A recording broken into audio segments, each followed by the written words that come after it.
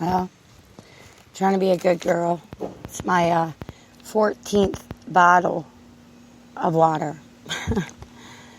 I'm trying to get my lymphatic system back on track. Believe it or not, it's almost 4 o'clock in the afternoon and I haven't had any wine. My God, what is this world coming to? But I will read you a recording that I wrote today. My friends, I slept like the dead. I fell onto that mattress, and believe me, I went out like a light into that good night. Not sleeping can cause you some serious stress and derived states of being. The past 2 weeks, I've been feeling like I wasn't sure on what to do. The pain in my body was making me off balance and unsure, scared and ashamed to admit that I brought on most of the sickness of myself. See, I'm a worrier, an overthinker of things. I let things sit in my mind, and over time, they start to consume the very being of me. Taking on new tics has brought on some terrible strife. This seems to be the biggest problem with me, but I am trying to see this as a lesson in a new way. That I have to allow myself to not keep everything I feel bottled up inside. And the energy in this world, well, it depletes me. When I start to give too much of myself, I start to break. This is how it's always been for me. The past months of my progression into the world again has been a very fast-paced race into trying to go out into society, a place where I've been hiding from for 2 years. Wow.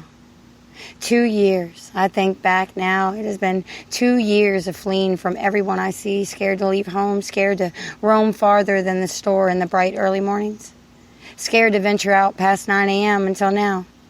These last few months have truly awakened those vibrations inside of me. I tuned into my power again, and I think fried my electricity. Because, well, some of us allow way too much energy to take over our body and mind. It is a scary thought to think that we can allow other people to consume so much of our body and soul until we have nothing left. And we're scared to say no because we want to feel again. Because truth be told, I don't want to go back to the girl who I was yesterday. This is when I tell myself I have to slow down. This, people, is what I preach about.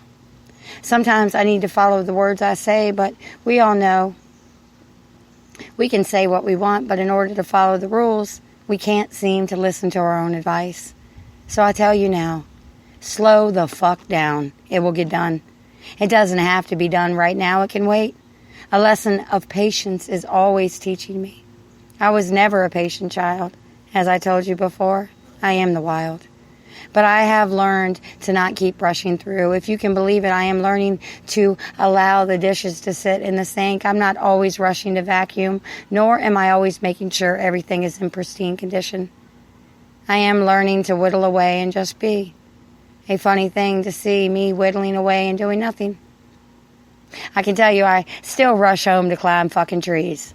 But that's because where I work, well, let's just say I'm inside all day and the energy out there is overwhelming and bursting at the seams. But I do love that place. It is a strange thing. Never did I think to be cooking again. I haven't cooked in years.